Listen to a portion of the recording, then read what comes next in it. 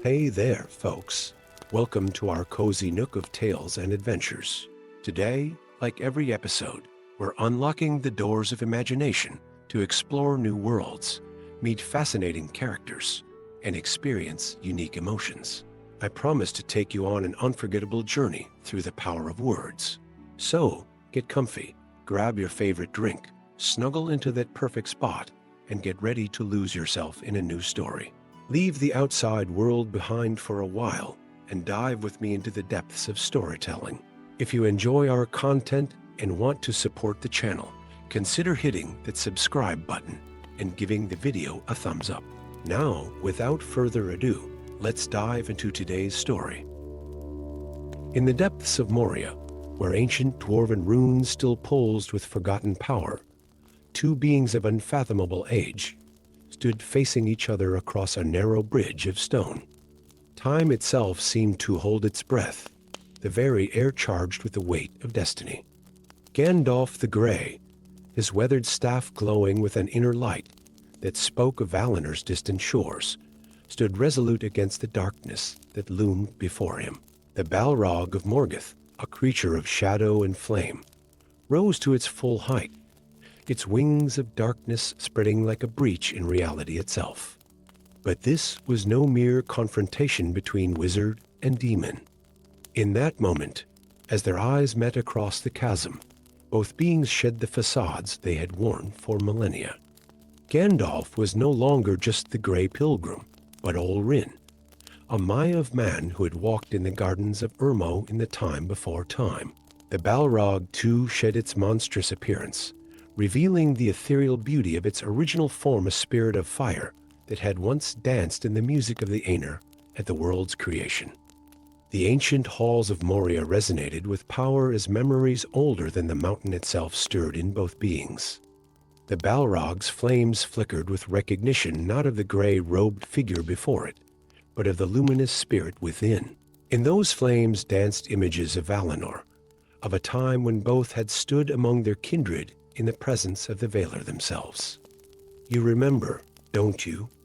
Gandalf's voice carried not just through the air, but through the very essence of his adversary. You remember the music. The Balrog's roar shook the foundations of the mountain, but within its terrible cry lay notes of the great song that had shaped Arda. Each step it took across the bridge sent ripples through reality, awakening echoes of that primordial melody. The very stones of Moria began to hum with remembered harmony. As Glamdring blazed forth in Gandalf's hand, its light merged with his staff's radiance, creating a symphony of illumination that challenged the Balrog's darkness. But this battle was fought on multiple planes of existence. Physical weapons were merely echoes of a deeper conflict.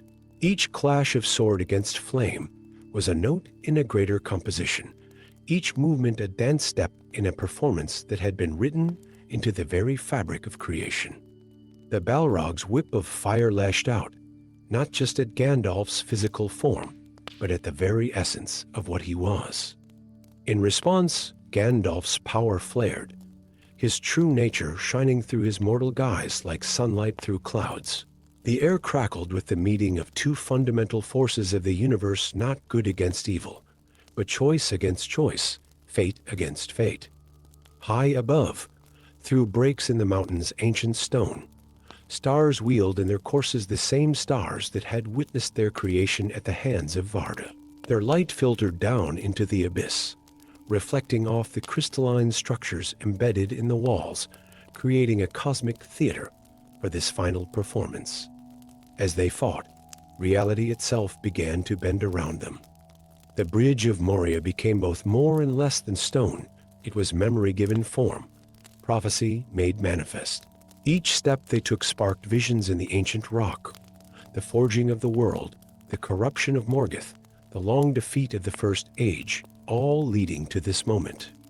The Balrog's next attack carried with it the weight of choice, every decision that had led it from the courts of the Valar to the service of Morgoth, every step deeper into shadow. Gandalf met the assault not just with his staff and sword, but with understanding. In that clash, both beings saw the truth. They were never truly enemies, but rather two notes in Eryu's grand composition, each necessary, each perfect in its place. You shall not pass. Gandalf's declaration resonated with power beyond the physical realm. It was not merely a command, but a confirmation of what both beings now understood. This meeting was their destiny, written into the music before the world began. The Balrog's flames surged in recognition. Its darkness shot through with threads of its original light. The bridge cracked not just from physical force, but from the weight of destiny itself. As stone began to fall away into the endless dark below, both Maya knew what must come next. The Balrog's final attack was not born of hatred, but of acceptance. Gandalf's response was not a counter, but a completion. Fly, you fools, he called to his mortal companions, but his eyes never left the Balrog. As both beings fell into the abyss, they were already beginning to change. The Balrog's flames burned away the corruption of ages, revealing moments of its original glory. Gandalf's mortal form blazed with increasing power, gray turning to white, as both beings embraced their final transformation. Their fall through darkness became a dance of purification. They fought as they fell past roots of mountains, through caverns forgotten by all but the earth itself, beside underground lakes that had never known light. Yet with each league they descended, the battle became less about victory and more about transformation. The Balrog's darkness began to burn away, not destroyed but transmuted, returning to the pure flame it had once been. Gandalf's power grew, not just in strength, but in purpose, each moment bringing him closer to his rebirth as the White. At last, upon the peak of Zirak-Zigil, beneath stars that had witnessed the birth of Arda, their dance reached its conclusion. The Balrog's flame purified, its ancient spirit finally free of Morgoth's corruption, departed from the circles of the world. And Gandalf, no longer gray but white, lay upon the mountainside, his task complete, his own transformation fulfilled. The wind that blew across Zirak-Zigil carried whispers of the music of the Aenir, a reminder that even in the deepest darkness, every note serves the greater harmony. For in their final dance, both Gandalf and the Balrog had played their parts in Eryu's symphony perfectly, their conflict resolving into the eternal harmony that undergirds all of creation. In the years that followed, those who heard the tale of Gandalf's fall and return might speak of victory over darkness. But in the deeper truth known only to the wise, it was not a battle that had been fought upon that bridge, but a restoration, a return to their original music from which all things, even darkness, had sprung. And in that restoration, both beings had found their true purpose in the great song that continues to shape the fate of Arda. Story 2. Deep in the endless dark of Moria, where shadows held secrets older than the mountains themselves, the Balrog stirred from its ancient slumber. Through the vastness of time, a familiar presence had entered its domain, a presence that awakened memories of light and melody from an age-long past. The creature of shadow and flame rose slowly, its consciousness expanding through the dark halls and deep chasms of the dwarven realm it had claimed as its prison and kingdom. For millennia, the voice of Morgoth had been its constant companion, a serpentine whisper that wound through its thoughts like smoke through darkness. They abandoned us, the voice would hiss, left us to fade while they bask in their eternal light. The whispers had become so familiar that the Balrog had ceased to distinguish them from its own thoughts. But now, with the presence of another Maya so near, those whispers grew urgent, demanding. Through the vast network of halls and chambers, the Balrog sensed them, a group of travelers, small and insignificant, save for one. Among them walked a power that blazed like a star in the darkness, cloaked in the humble raiment of an old man. Olrin, the ancient name, emerged unbidden in the Balrog's mind, and with it came a cascade of memories that the voice of Morgoth rushed to suppress. Destroy them. Morgoth's whispers intensified. Crush them, burn them, show them the price of their presumption. But for the first time in ages beyond counting, the Balrog hesitated. In the presence of Gandalf, for that was what old Rin called himself now, memories of Valinor began to surface like bubbles of light in a dark pool. Memories of standing together in the presence of the Valar, of joining voices in the great music that had shaped the world. The Balrog's flames flickered with uncertainty as it moved through the ancient halls, following the Fellowship's progress. Each step brought fresh torment as two voices warred within its mind, Morgoth's insidious whispers and the faint, almost forgotten echoes of the music of the Aenir. The very stones of Moria seemed to resonate with this internal conflict, ancient dwarven runes pulsing with a dim light as the Balrog passed. In the chamber of Mizarble, when the Fellowship's presence could no longer be ignored, the Balrog announced itself with a roar that shook the foundations of the mountain. The sound carried not just rage and power, but also the agony of its internal struggle. The drums that echoed through the deep places of the world were the heartbeat of its conflict duty to its corrupted master, warring with memories of its uncorrupted self. Through the darkness, it pursued them, each step a battle between the compulsion to destroy and a growing awareness of choice. The whispers of Morgoth grew more frantic, more demanding, drowning out the faint melodies of memory. They are nothing. They are insects. Burn them all. But with each step closer to Gandalf, the Balrog felt the chains of its corruption growing heavier, more noticeable, and therefore more fragile. At last, upon the bridge of Moria, the Balrog confronted its ancient kin. Gandalf stood resolute, a figure of weathered gray against the darkness, his staff blazing with inner light. The sight sent fresh waves of memory crashing through the Balrog's consciousness, memories of light, of purpose, of harmony in the great music. "You cannot pass." Gandalf's voice rang out, each word piercing through layers of corruption, like shafts of sunlight through storm clouds. The Balrog's flames roared higher, but now they burned not just with rage, but with recognition. In Gandalf's defiance, it heard echoes of the music that had once bound them both in common purpose. The whispers of Morgoth rose to a crescendo, demanding blood, demanding destruction. But as sword met flame and staff met shadow, something began to change. Each clash of power sent ripples through the very fabric of reality, shaking loose the bonds of corruption that had held the Balrog for so long. In that moment of clarity, as they stood facing each other on the narrow bridge, the Balrog remembered its true nature. It saw itself as it had been, a being of light and purpose, twisted by Morgoth's influence, but not irredeemably lost. Gandalf's presence was like a mirror, reflecting back the truth of its own nature. The battle that followed was fought on multiple levels, physical combat, merely the surface expression of a deeper struggle. With each exchange, the whispers of Morgoth grew fainter, replaced by the rising melody of the great music. The Balrog's whip of fire lashed out, not in hatred, but in desperate confusion, like a dreamer thrashing against the moment of awakening. When the bridge finally broke beneath them, and both beings plunged into the abyss, the Balrog's fall was both physical and spiritual. As they fell through darkness unimaginable, past the roots of the mountains and the foundations of the earth, the last whispers of Morgoth began to fade. In their place came clarity terrible, but liberating. They fought as they fell, through caverns immeasurable and past ages uncounted. But with each passing moment, the battle became less about destruction and more about transformation.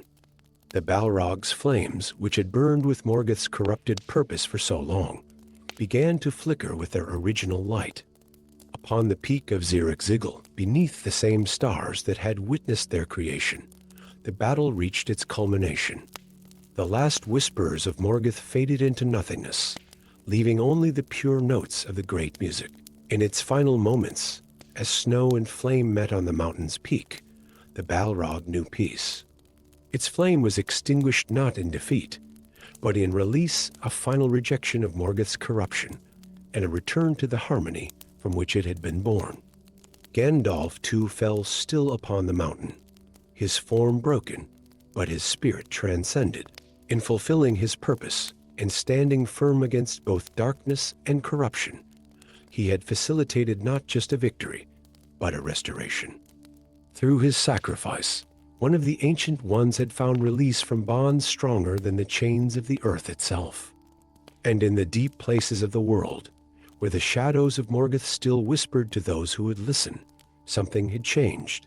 The story of the Balrog's final battle would echo through the ages not as a tale of good triumphing over evil, but as a reminder that even in the deepest darkness, the light of choice remained, and with it, the possibility of return to the great music from which all things had sprung.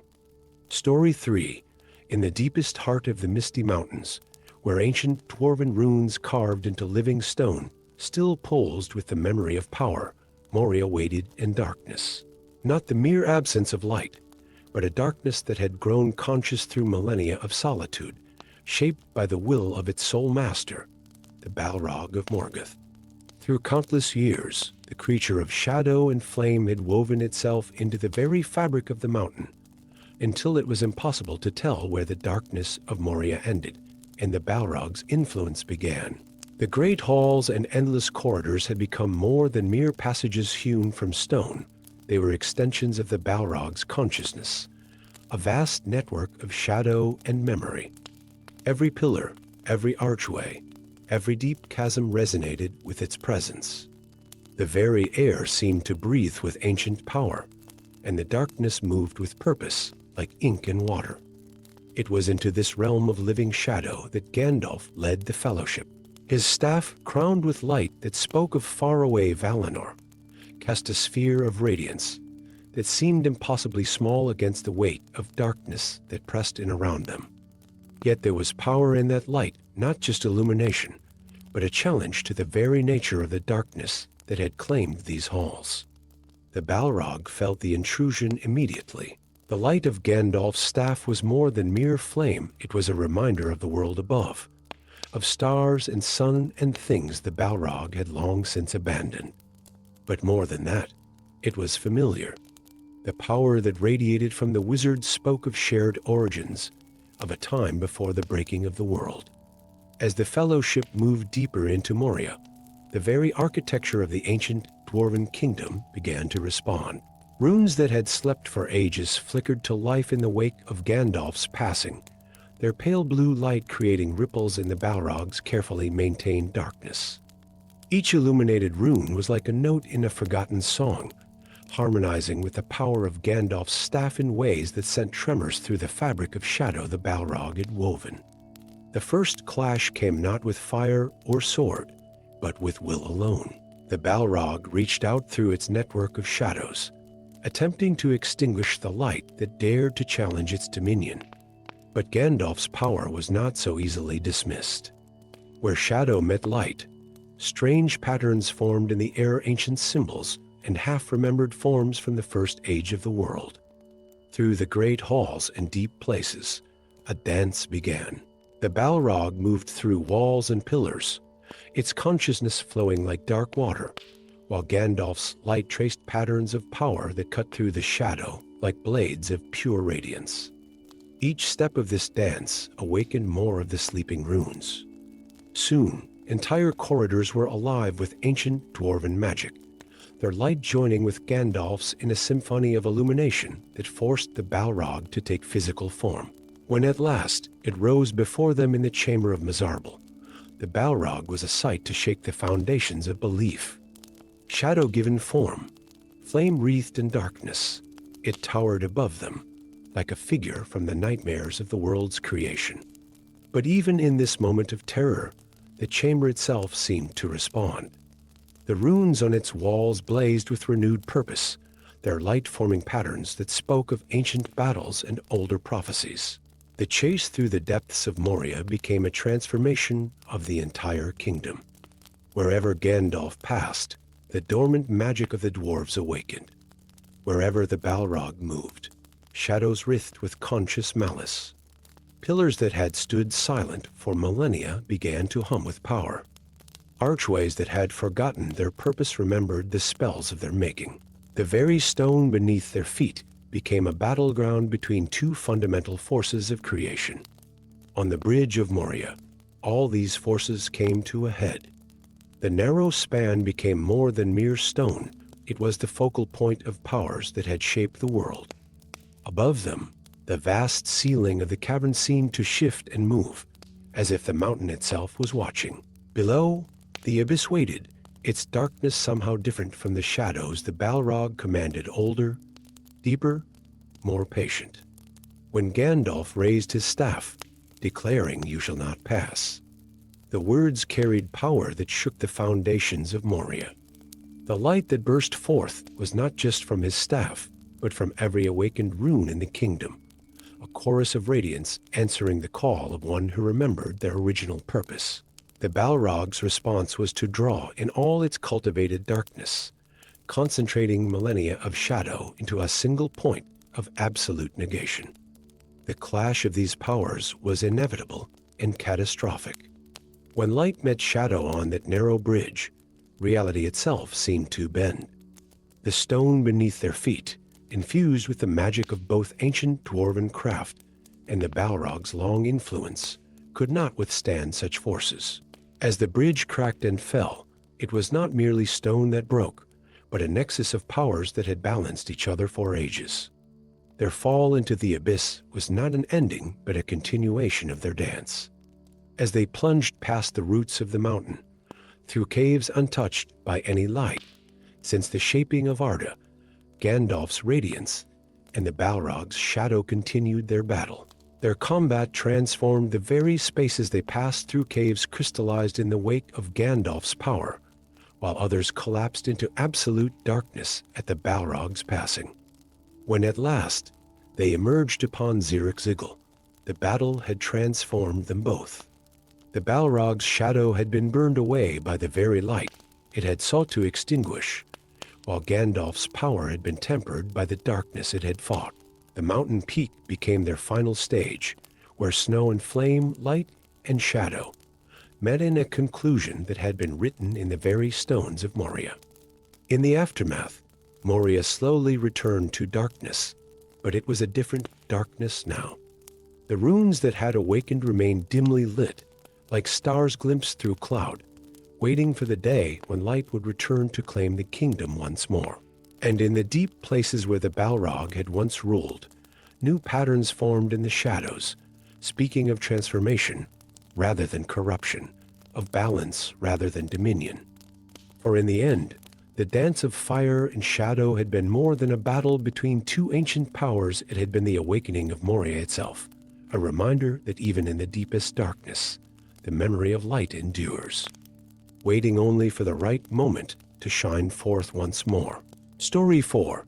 In the timeless halls of Valinor, where light itself was born and the music of the Aenir still echoed in every gentle breeze, Nienna the Compassionate had shared a terrible secret with Olrin. Before his departure to Middle-earth as Gandalf, she had taught him the ancient words of power that could unmake corruption itself, the means to restore a fallen Maya to its original grace. But such knowledge came with a warning that haunted him through the ages. The price of another's redemption would be his own immortal essence. Now, millennia later, as Gandalf led the Fellowship through the lightless depths of Moria, that knowledge weighed heavier than ever before. Every step through the ancient dwarven halls brought him closer to the one being he had both dreaded and longed to meet, the Balrog of Morgoth, a fallen Maya whose corruption might yet be undone. The darkness that pressed around them was more than mere absence of light. It was ancient and aware, carrying echoes of power that made Gandalf's heart ache with recognition. His staff's illumination seemed to catch on memories rather than dust motes, fragments of what this place had once been, and what the creature that now haunted it had once been. Glamdring hung silent at his side, but Gandalf could feel the elvish blade's eagerness for the coming confrontation. The sword remembered the First Age and the wars against Morgoth's lieutenants. It knew what manner of being lurked in these depths. Yet the ancient weapon could not understand the complexity of what approaching battle meant to its wielder.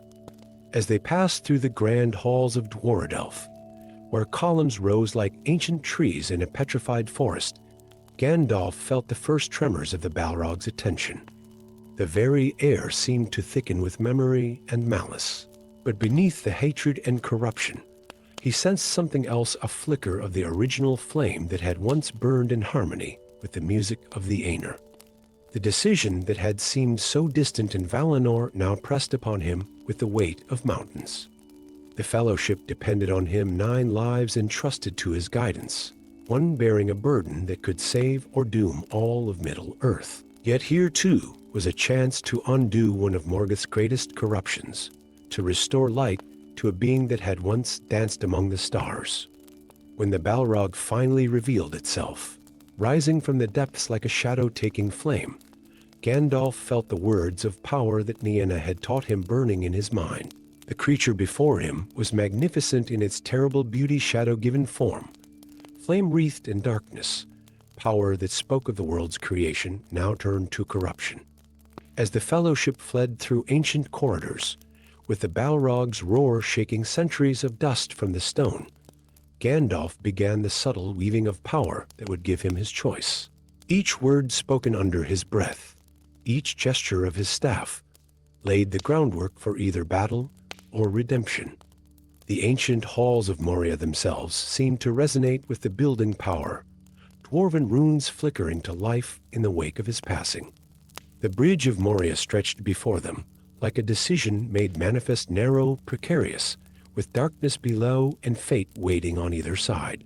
As his companions crossed to safety, Gandalf took his stand in the center. The Balrog approached, and in its burning eyes Gandalf saw recognition not of his mortal form, but of his true nature as Ol Rin. "You cannot pass," he declared, and in those words lay layers of meaning that only another Maya could understand. It was both challenge and offer, a last chance for choice before paths became irrevocable. The air itself seemed to crystallize with power as Gandalf raised his staff. In that moment, time stretched like taut wire. He could feel the words of restoration burning in his throat, could see the path to redemption clear before him. One choice would mean sacrifice, the surrender of his own immortal essence, to restore the Balrogs. The other would mean battle, perhaps the destruction of them both. Memory flooded through him, the gardens of Elrine where he had walked with Nienna, learning wisdom and compassion. The faces of those who depended on him now, Frodo with his terrible burden, Aragorn with his destiny yet to claim, all the free peoples of Middle-earth who would need guidance in the coming darkness. When the Balrog's whip of fire cracked through the air, time snapped back into motion. Glamdring blazed forth in Gandalf's hand, meeting darkness with light. His choice was made not in weakness or fear, but in understanding of what his role must be. The knowledge of restoration would remain unused, a burden carried into whatever fate awaited them both in the abyss. Their battle shook the foundations of Moria, each clash of power awakening echoes of the music of the Aenir in the ancient stone. When the bridge finally broke beneath them, their fall into darkness was both an ending and a beginning. As they plunged past the roots of mountains, through caverns untouched by any light since the world's shaping, Gandalf felt the weight of his choice falling away with each league of their descent. The battle that followed in the endless dark was fought on levels beyond physical combat. Each clash of their power sent ripples through the fabric of reality, testing not just strength, but the very nature of what they had become. Through caves innumerable and past ageless depths, they fought and fell, until at last they emerged upon the peak of Zirak-Zigil. There, beneath stars that had witnessed the world's creation, Gandalf faced the final consequence of his choice. The price of victory would not be his immortal essence freely given in redemption, but torn from him in battle. Yet as his body failed upon the mountain peak, his spirit transcended its former bounds. In choosing the harder path and accepting that some corruptions must be fought rather than transformed, he had found a different kind of redemption. When he returned as Gandalf the White, the burden of unused knowledge was gone, transformed like everything else about him. He understood at last what Nienna's gift had truly been, not the power to redeem another, but the wisdom to know when such redemption must be left to powers greater than himself. For in the end, it was not the knowledge of how to save the Balrog that had mattered, but the compassion that had made him wish to try. That compassion remained, purified and strengthened, a light that would help guide Middle-earth through its darkest hours yet to come. Story 5. In the deepest chambers of Moria, where even darkness seemed ancient and alive, memories stirred like dust in forgotten tombs. The Balrog, creature of shadow and flame, moved through the silent halls of the dwarven kingdom it had claimed as its domain. But on this day, something was different. Through the vast network of caverns and corridors, it sensed a presence that awakened echoes of a time before darkness, before corruption, before the very mountains were raised from the earth. The presence was both familiar and foreign, a power that spoke of Valinor's distant shores, now wrapped in the humble guise of an old man in gray robes. Olrin, he had been called then, in the time before time, when they had both walked in the gardens of Urmo and served in the courts of the Valar. Now he called himself Gandalf, and his coming stirred memories the Balrog had long sought to bury in shadow and flame. Through the dark halls of Moria, fragments of memory flickered like embers in the Balrog's consciousness. It remembered standing beside Olrin in the presence of man, both of them radiant beings of pure light and purpose. They had been brothers in essence, if not in form, their voices joining in the great music that had shaped Arda from void. The memory burned like a wound that had never healed. As the fellowship moved deeper into the ancient kingdom, the Balrog followed their progress through its realm of shadow. Each step, Gandalf took awakened more memories of conversations in Valinor's endless gardens, of shared purpose in the service of the Valar, of the moment when paths had diverged and choices had been made that could never be unmade. The Balrog remembered the seduction of Morgoth's promises, the allure of power unrestricted by the designs of the Valar. It remembered Olrin's words of warning, spoken in friendship and concern. Most painfully, it remembered dismissing those warnings, convinced of its own wisdom and strength. The corruption that followed had been gradual but absolute, shadow seeping into light until the very memory of radiance became painful. Now, as it stalked the fellowship through the depths of Moria, the Balrog felt the weight of ages pressing upon it. Each chamber they passed through seemed to echo with both ancient glory and terrible choices. The great halls of Dwarrelf, where columns soared like the trees of Valinor, mocked its fall from grace. The deep chasms whispered of depths to which light had never reached, much like the darkness that had consumed its once bright spirit. When drums began to echo through the deep places of the world, they beat in rhythm with memories of the music of the Aenir. The Balrog's roar, when it finally came, carried not just threat, but lamentation for what had been lost, for what could never be reclaimed. The very stones of Moria trembled with the weight of its ancient grief and rage.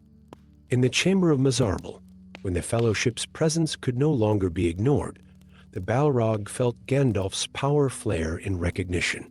The wizard's staff blazed with a light that spoke of their shared origins, a reminder of what the Balrog had once been. Each step towards confrontation was haunted by memories of friendship, turned to enmity, of light corrupted to shadow. The chase through the ancient halls became a journey through memory as much as space. Every chamber held echoes of choices made and paths taken. The Balrog's flames burned hotter with each remembrance, as if trying to burn away the very memory of what it had once been. Yet Gandalf's presence made forgetting impossible. He was a living reminder of everything that had been lost.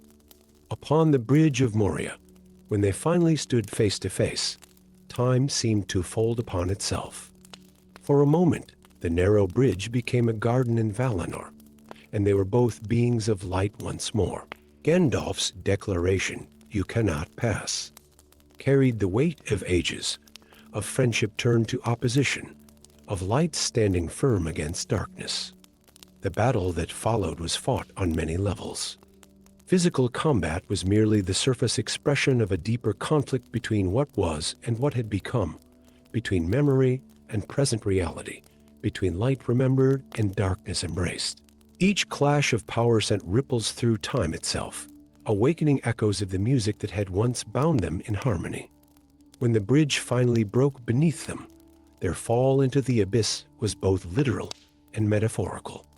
As they plunged past the roots of mountains, through caves untouched by time, the Balrog felt the barriers of memory crumbling.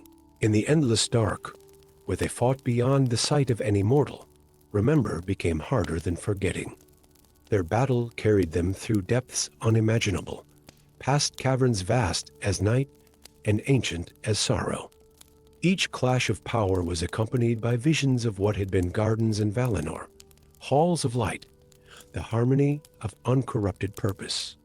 The very darkness through which they fell seemed to pulse with the weight of memory.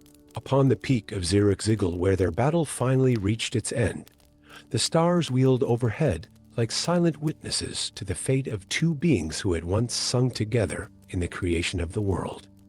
In those final moments, as snow and flame met beneath the eternal sky, the Balrog remembered everything with perfect clarity: what it had been, what it had become, and what could never be again. Its final roar carried not just defiance, but recognition of paths taken, of choices made, of a friendship lost to darkness and time. When its flame was finally extinguished, it was not just a defeat, but a release from corruption, from memory, from the burden of what had been lost. Gandalf too fell upon the mountain peak, his form broken, but his spirit transcendent. In pursuing the confrontation to its end, he had served as both adversary and witness, a reminder of light to one who had chosen darkness, a keeper of memory for one who had tried to forget. The tale of their final battle would echo through the ages as one of good triumphing over evil, of light vanquishing darkness. But in the deep places of the world, in halls where shadows still whispered of ancient glories and terrible choices, the true story would remain of two beings born of the same light, whose paths had diverged in the dawn of time, meeting one final time in fire and shadow at the roots of the mountains. For in the end, their confrontation had been more than a battle between good and evil. It was the final chapter in a story that had begun before the world was made, a story of friendship turned to enmity, of light turned to darkness, and of memories that burned brighter than any flame or shadow could eclipse. Story 6. In the deepest chambers of Moria, where ancient stone held memories older than the mountains themselves, time began to unravel. The clash between Gandalf the Grey and the Balrog of Morgoth had awakened something that had slumbered since the First Age, the very fabric of reality itself. The battle had begun like any other confrontation between light and shadow. Gandalf's staff blazed with the pure radiance of the stars, while the Balrog's flame cast malevolent shadows that danced across weathered pillars like vengeful spirits. But as their powers collided in that fateful moment, the laws of nature bent and twisted around them. "You shall not pass." Gandalf's declaration echoed through the chambers, but the words seemed to ripple through multiple dimensions, each syllable carrying the weight of ages past and futures yet to come. The Balrog's answering roar contained not just rage, but the memory of what it had once been, a being of light and purpose, before Morgoth's corruption had turned its flame from gold to crimson. As their weapons met again, reality shuddered. The dark halls of Moria dissolved around them, replaced by visions of Valinor in its glory. For a heartbeat, both beings saw themselves as they had once been: Gandalf as Olrin, walking in gardens of light, and the Balrog as Enrithal, a spirit of sacred fire who had danced among the stars. The vision shifted, and they stood amid the ruins of Gondolin, where the Balrog had first tasted the intoxicating power of destruction. But now, through their merged consciousness, Gandalf felt the bitter aftermath of that choice: centuries of isolation, the slow corruption of what had once been pure, the gradual forgetting of light and purpose. The Balrog, in turn, experienced Gandalf's countless years of vigilance, his love for the free peoples of Middle-earth, and the heavy burden of being their guardian against the encroaching darkness. Their battle transcended physical combat, becoming a dance through time itself. Each movement wrote stories in the air, tales of creation and destruction, of fall and redemption, of choices made and paths not taken. The very stones of Moria trembled with the power of their shared memories. In one moment, they fought beneath the two trees of Valinor, their light still unsullied by Morgoth's evil. In the next, they stood at the breaking of Thangorodrim, where the world had been remade by the fury of the Valar. Through it all, their essences began to blur and merge, each experiencing the other's journey through the ages. The Balrog felt the warmth of friendship that Gandalf had known among the hobbits of the Shire, so different from the cold solitude of Moria's depths. Gandalf tasted the bitterness of betrayal that had led the Balrog to follow Morgoth, understanding at last how light could be twisted into shadow. As their consciousness continued to intertwine, both beings faced a profound truth. They were not merely opponents, but mirror images, each showing the other what they might have become. In the Balrog's corruption, Gandalf saw his own potential for falling into darkness, the temptation of power that he constantly resisted. In Gandalf's steadfast light, the Balrog recognized the purity it had sacrificed for power, the peace it had traded for might. The very air around them crackled with temporal energy as their battle reached its crescendo. Visions of possible futures flashed through their merged minds. Middle-earth preserved or burning, the power of the mire used to protect or to dominate, the final choice between light and shadow hanging in the balance. In that crucial moment, suspended between past and future, both beings understood that their confrontation was more than a simple battle between good and evil. It was a nexus point, a moment where the very nature of power and purpose would be defined for ages to come. Gandalf, drawing upon millennia of wisdom, realized that victory would not come through destruction, but through understanding.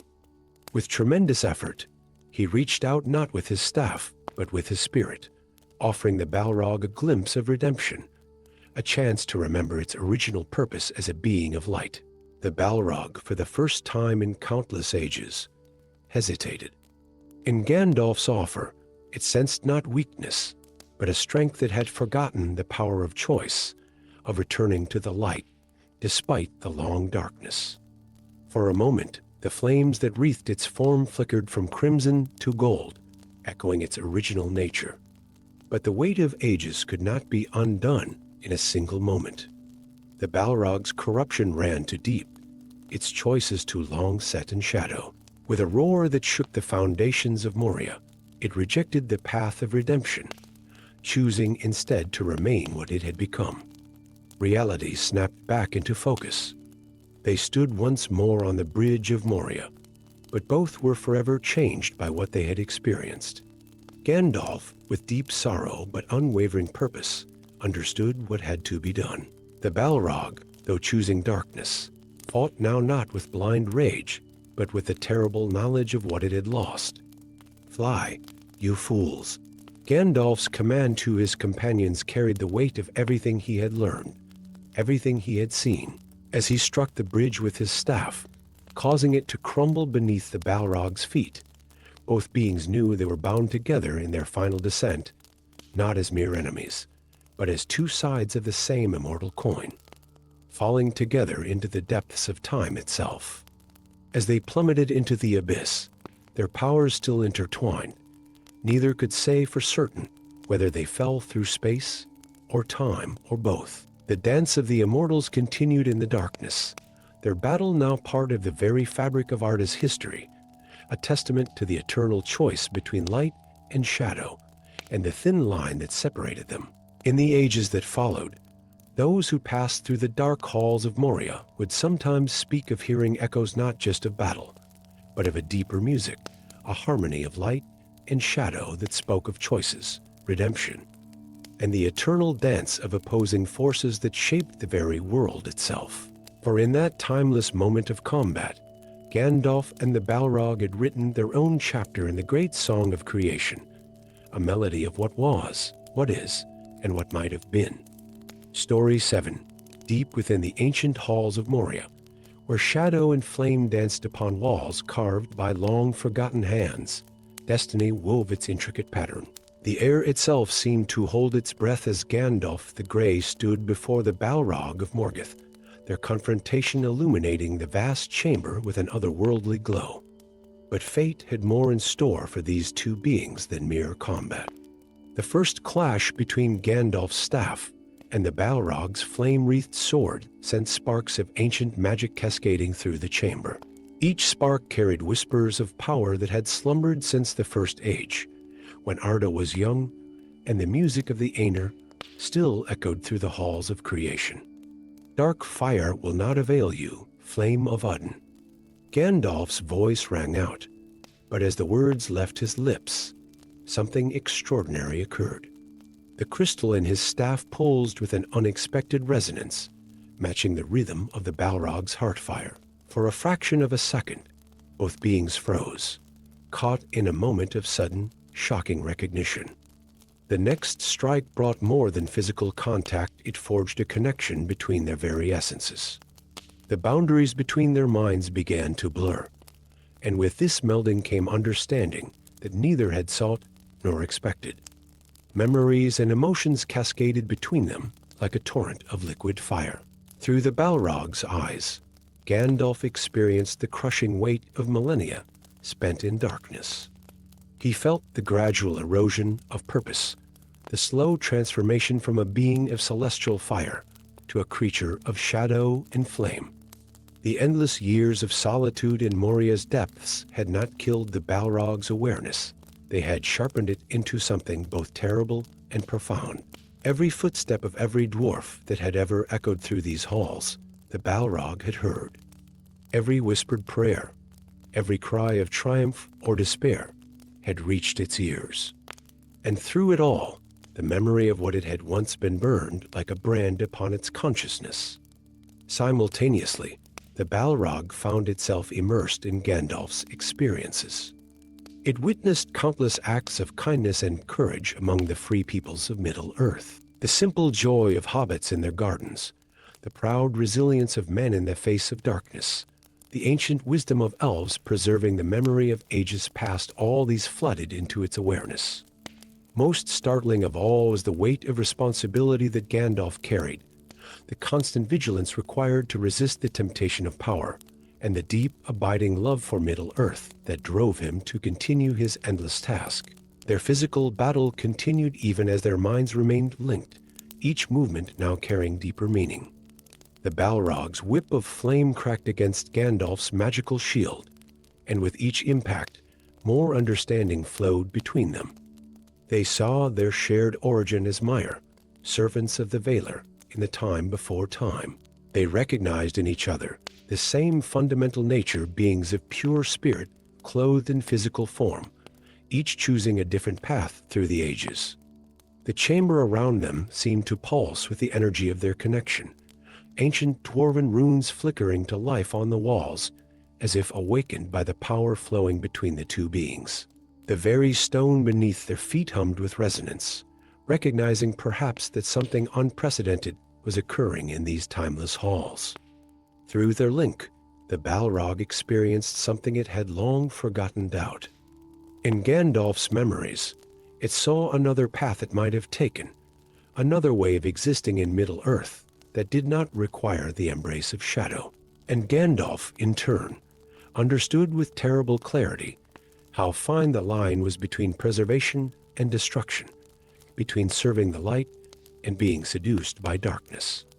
As their battle reached its apex on the bridge of Moria, both beings grappled with the implications of their shared consciousness. The Balrog's flames flickered with uncertainty, its roar carrying notes of question rather than pure rage. Gandalf's stance remained firm, but his eyes held a new shadow of understanding. In that crucial moment, suspended between action and consequence, both beings faced a choice. The Balrog, for the first time in ages uncounted, felt the possibility of change, of redemption. Through Gandalf's experiences, it remembered what it meant to protect rather than destroy, to create rather than consume. Gandalf, while maintaining his resolve, understood that the being before him was not simply a monster to be defeated, but a fallen brother whose path might have been his own under different circumstances. But the moment of choice was brief, and the weight of history could not be easily cast aside. The Balrog's nature, shaped by millennia of darkness, could not be transformed in a single instant of understanding. Its flames surged renewed, but now they carried a bitter note of acknowledgement, a recognition of what was being rejected. Gandalf, perceiving this choice through their sustained connection, felt both sorrow and determination strengthen his purpose. His next words carried the weight of this understanding. "You cannot pass. I am a servant of the secret fire, wielder of the flame of Anor. The dark fire will not avail you, flame of Odin." As their final confrontation reached its climax, the bridge crumbling beneath them, their mental link remained intact. In their shared consciousness, each experienced the other's final thoughts, the Balrog's mixture of regret and defiance, Gandalf's combination of compassion and unwavering resolve. Their plunge into the abyss was more than a physical fall. As they descended into darkness, their minds still connected. Both beings carried with them an indelible understanding of the other's nature. The Balrog fell knowing the touch of light it had long ago forsaken, while Gandalf descended with a deeper comprehension of the price of darkness. In the years that followed, those who heard the tale of Gandalf and the Balrog's battle would speak only of the physical conflict, of fire and shadow in the depths of Moria. But in the deepest chambers of that ancient realm, the very stones remembered a different story, one of two immortal spirits, whose brief connection revealed the complex nature of good and evil, of choice and consequence, of the thin line between light and shadow that runs through all beings, even the most ancient and powerful. And perhaps in the endless darkness beneath Moria, as they continued their battle through space and time, both Gandalf and the Balrog carried with them the memory of that connection, a moment when understanding bridged the gap between light and shadow, revealing the complex truth that lay beneath their eternal conflict. Story 8. In the fathomless depths of Moria, where even the darkness seemed to whisper ancient secrets, two beings of immense power stood locked in combat.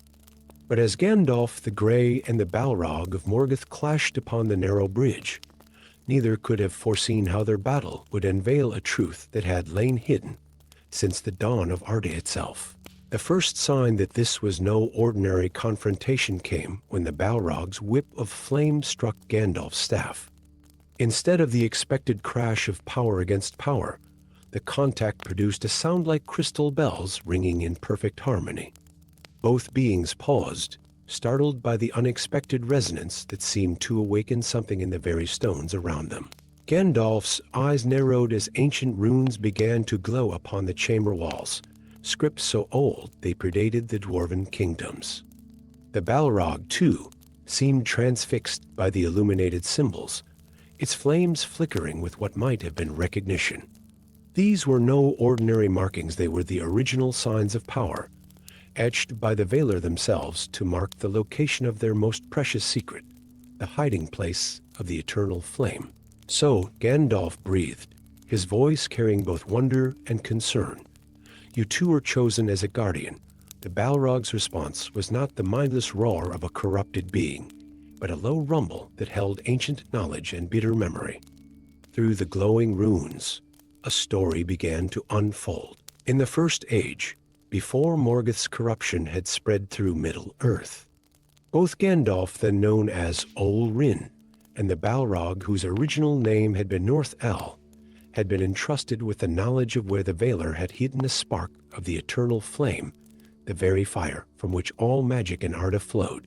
While Gandalf had been chosen to protect this secret in the light, North-El had been designated as its guardian in darkness, for balance was needed in all things. But now, as their powers clashed again, each strike between them caused more ancient runes to illuminate, forming patterns that neither had seen complete before. The truth began to dawn on both beings: their battle was weakening the very seals that kept the eternal flame contained. The knowledge was split between us, Gandalf realized aloud, watching as his opponent's flames took on a pattern that mirrored the glowing scripts on the walls. Neither light nor shadow alone could be trusted with the full truth. The Balrog's next attack came not with blind rage, but with deliberate precision, its movements tracing sigils in the air that complemented the patterns Gandalf's staff had drawn. Each gesture revealed more of the ancient story, how the Valar had foreseen that no single power could be trusted with the location of the eternal flame, how they had divided the knowledge between beings of light and shadow, and how only in perfect balance could the secret remain safe. But millennia of corruption had twisted the Balrog's guardianship into something darker. Though it retained the knowledge, its purpose had become distorted. Where once it had protected the secret through darkness and shadow, now it sought to claim the eternal flame for its own power. As their battle continued, each clash of their weapons added another piece to the puzzle. The chamber itself seemed to respond to their combat, ancient mechanisms grinding to life deep within the mountain. The bridge upon which they fought was revealed to be more than a simple crossing. It was a key, designed to respond to the combined powers of both guardians. Gandalf felt the weight of this revelation, even as he parried another attack.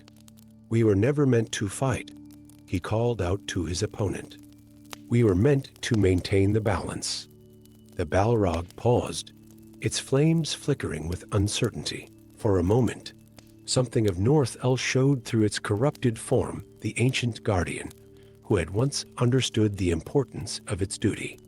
But ages of darkness could not be undone in a single moment of recognition. The chamber trembled as their powers continued to interact, the seals weakening further with each passing second. Deep below them, something ancient and powerful stirred the eternal flame, responding to the presence of its appointed guardians. In that crucial moment, both beings faced a choice. The Balrog, driven by millennia of corruption, moved to descend toward the awakening power. Gandalf, understanding the catastrophic consequences should the flame be claimed by any single being, knew he had to prevent this at any cost. The secret must be preserved. Gandalf's voice carried the authority of his original purpose as he raised his staff high, even if both guardians must fall to keep it so. The Balrog, in a moment of terrible clarity, seemed to understand too. Its roar now held notes of ancient knowledge and bitter acceptance. As Gandalf struck the bridge with all his power, both guardians knew that their final duty would be to fall together, taking their shared secret into the abyss. As the bridge crumbled beneath them, their descent became a final dance of light and shadow. The runes on the walls faded, the secret of the eternal flame once again secured by the sacrifice of its guardians. In their fall, Gandalf and the Balrog fulfilled their original purpose not through eternal vigilance as planned, but through mutual sacrifice. They plunged into the depths, their powers still intertwined, both carrying half of a secret too dangerous for the world above. The darkness that swallowed them held not just shadow, but the satisfaction of a duty fulfilled, though not in the way the Valar had intended. In the ages that followed, those who recounted the battle between Gandalf and the Balrog would speak of good versus evil, of light against shadow. But in the deepest reaches of Moria, the ancient stones remembered a different tale, one of two guardians, light and dark, whose final battle served to protect a secret older than the mountains themselves. And somewhere in the profound depths where they fell, the shared knowledge of the eternal flame remained safe, guarded forever by the combined sacrifice of its chosen protectors, one of light, one of shadow, both essential to maintaining the balance that kept Middle-earth's greatest powers secure from those who would abuse them. Story 9. The clash of staff against flame echoed through the cavernous depths of Moria, but as Gandalf the Grey and the Balrog faced each other on that fateful bridge, something extraordinary occurred. A stray spark from their battle struck an ancient dwarven mirror mounted on the distant wall, and in that instant, reality itself seemed to fracture. The darkness around them shimmered like heat waves over summer stones, and suddenly both beings found themselves standing not in the ruined halls of Moria, but in its greatest chamber during the height of dwarven civilization. The walls gleamed with polished marble, veined with precious metals that caught the light of 1,000 crystal lamps. The air hummed with the sound of forges and the distant songs of dwarven craftsmen.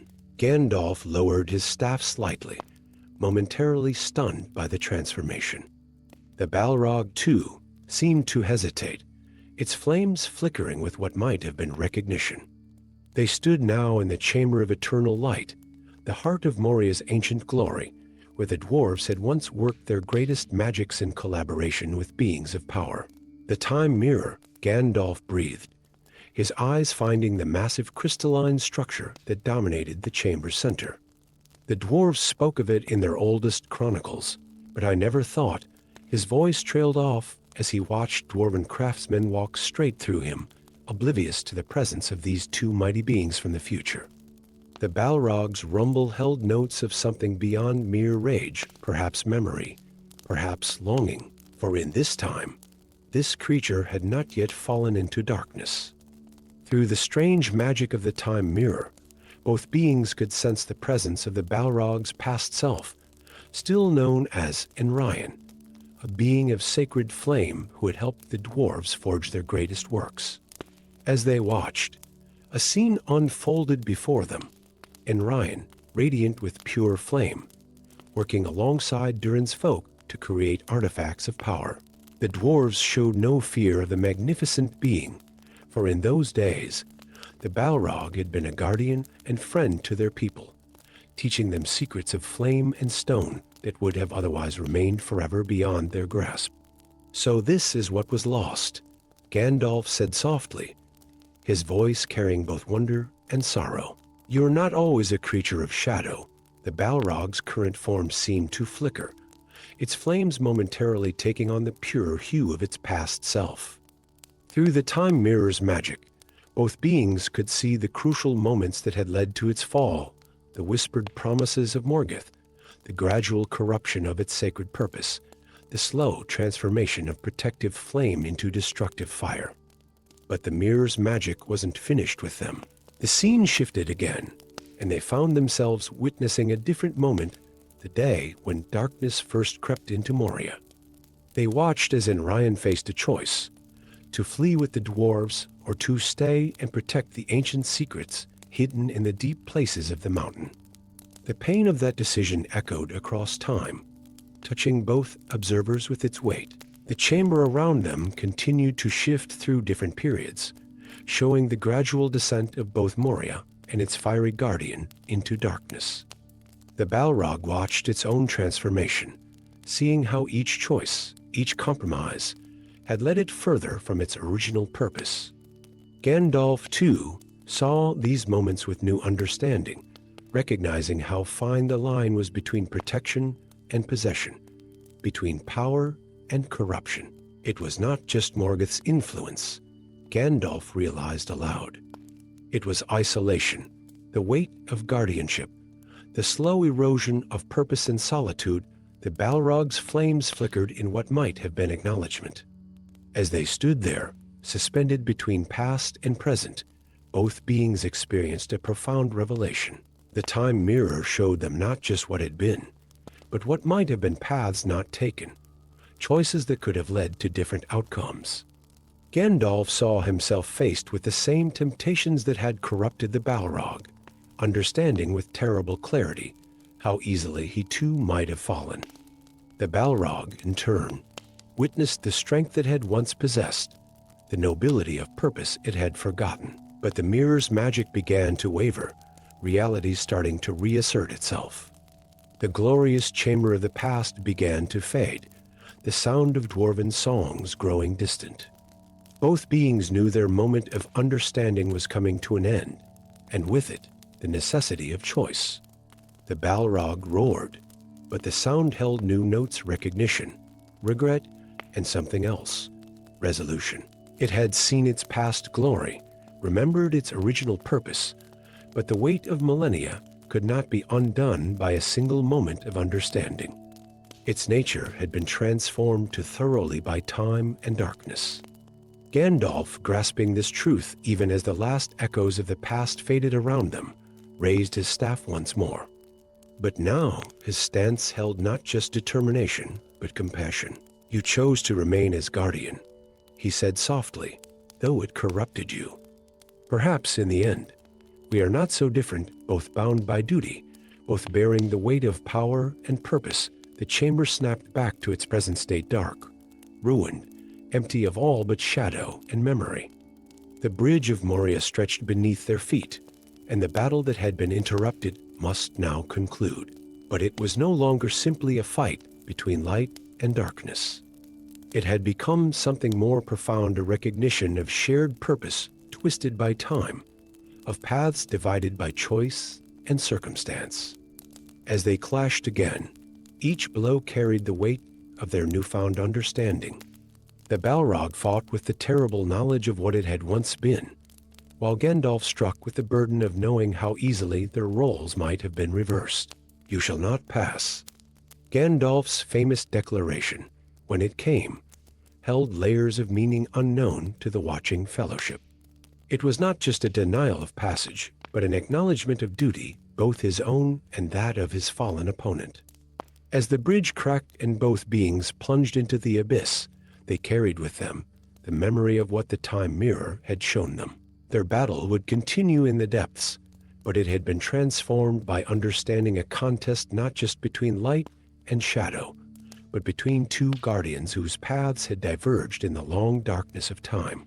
And in the ages that followed, when tales were told of the battle between Gandalf and the Balrog, few knew the full truth that in their final confrontation, both beings had glimpsed the threads of destiny that bound them. Understanding at last the complex tapestry of choice and circumstance that had led them to that moment on the bridge. Story 10, in the deepest heart of Moria, where ancient shadows danced with memories of lost glory, a truth lay hidden beneath centuries of darkness, one that would shake the very foundations of what Gandalf the Grey thought he knew about his fearsome adversary, the Balrog of Morgoth. The vast chamber echoed with their confrontation, the Balrog's flames casting writhing shadows against walls that had witnessed the rise and fall of the greatest dwarven kingdom in Middle-earth. But as Gandalf raised his staff to defend against another assault, something unexpected caught his eye, a flicker of blue within the Balrog's crimson flames, a color that shouldn't have been there. "Wait," Gandalf breathed, his voice carrying notes of both wonder and disbelief. The Balrog's next attack faltered, something in the wizard's tone reaching past its rage to touch something deeper, older. "Those flames, they bear the mark of the Veiler, indeed." As both beings paused in their combat, the anomalous blue flame grew more prominent, pulsing like a heartbeat within the Balrog's fiery form. It was no ordinary fire, it was a remnant of the sacred flame of Amen, a holy fire that had burned before the creation of the world itself. Gandalf's mind raced through ancient lore, piecing together a puzzle whose solution had been lost to time. "You were chosen," he said softly, understanding dawning in his ancient eyes. "Before Morgoth's corruption, you were a guardian of the sacred flame." The Balrog's roar this time was different, not purely rage, but carrying notes of pain, of memory, of a burden carried too long in darkness. Its flames flickered, and for a moment, Gandalf glimpsed its true form beneath the corruption and Rethel, once the most devoted keeper of the sacred flame, chosen by the Veiler themselves to protect a spark of the original fire that had shaped the world. Through the light of his staff, Gandalf began to see ancient markings on the chamber walls that he had missed before, not dwarven runes, but symbols of power that predated the kingdom of Moria itself. They told a story of a time when the Veiler, fearing that darkness might one day cover the world, had entrusted fragments of the sacred flame to chosen guardians. These flames were meant to be seeds of hope, sources of pure light that could never be fully extinguished. But Morgoth, ever cunning, had understood the power of these flames. Rather than attempting to destroy them, He had corrupted their guardians, knowing that the sacred flame could not be separated from its chosen keeper. The Balrog before Gandalf was the last of these guardians, and within its corrupted form, the last spark of the original sacred flame still burned. "All these ages," Gandalf said, lowering his staff slightly, "you have kept the flame alive, even through your corruption." The pain must have been unimaginable, for indeed, the blue flame within the Balrog's chest pulls with each word, responding to the recognition of its true nature. The Balrog's next movement was not an attack, but a gesture, one that sent ripples of blue fire cascading across the chamber walls, illuminating more of the ancient story. Gandalf saw images of the original guardians, of their sacred duty, and of their gradual fall to darkness. But most importantly, he saw that the sacred flame could be purified if one was willing to pay the price. There is a way, Gandalf realized, reading the ancient symbols. The flame can be cleansed, but it requires a sacrifice, a being of light willing to take the burden from one of shadow. The Balrog's flames flickered with what might have been hope, the first such emotion it had felt in ages uncounted. But its roar carried warning as well. The transfer would mean Gandalf taking on not just the sacred flame, but the weight of corruption that had twisted its original guardian. Understanding dawned in Gandalf's eyes. This was what he had been sent to Middle-earth, for not just to oppose darkness, but to redeem it where possible. "I am a servant of the secret fire," he declared, his voice carrying the weight of destiny. "If this is the price of redemption, then so be it." What followed was no battle, but a ritual older than Middle-earth itself. Gandalf began to speak words in a language that predated the elves, his staff tracing patterns of light in the air that matched the ancient markings on the walls. The Balrog responded, its movements becoming more deliberate, more ceremonial, as ages of corruption began to war with its original purpose. The chamber filled with light and shadow, each dancing and interweaving in increasingly complex patterns. The blue flame within the Balrog grew stronger, fighting against the corruption that had contained it for so long. Gandalf's own light began to resonate with it, creating harmonies of power that had not been heard since the music of the Aenir. But the transfer would not be easy. As Gandalf reached out with his power to take the sacred flame, waves of darkness crashed against his defenses. This was no simple exchange. He had to fight through millennia of corruption to reach the pure flame at the core of the Balrog's being. The air itself seemed to crack with the forces being unleashed. The bridge beneath them trembled, ancient stone groaning under the weight of powers it was never meant to contain. Yet still Gandalf pressed on, pushing through layer after layer of shadow, drawing closer to the sacred flame.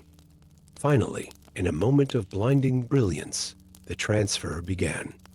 The blue flame leaped from the Balrog's chest toward Gandalf, carrying with it both holy light and terrible darkness. The Balrog's form began to change, its corruption burning away to reveal glimpses of its original glory. But the process was too much for the ancient bridge to bear. As the last of the sacred flame passed between them, the stone cracked. Both beings, locked in their moment of transformation, began to fall into the abyss below. "Fly, you fools."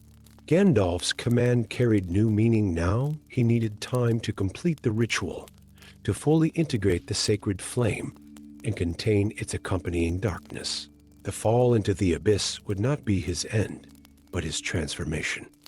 As they fell into darkness, Gandalf and the cleansed spirit of Enrethel continued their ancient dance of light and shadow. The sacred flame had found a new guardian, and though the price was high, its light would continue to burn in the darkness, awaiting the moment when its power would be needed to kindle hope in the world once more. In the ages that followed, few knew the true significance of what had transpired in Moria's depths. They spoke of a battle between good and evil, but the truth was far more complex, a tale of redemption, sacrifice, and the passing of an ancient responsibility from one guardian to another, ensuring that even in the darkest of times, a spark of the original light would continue to burn.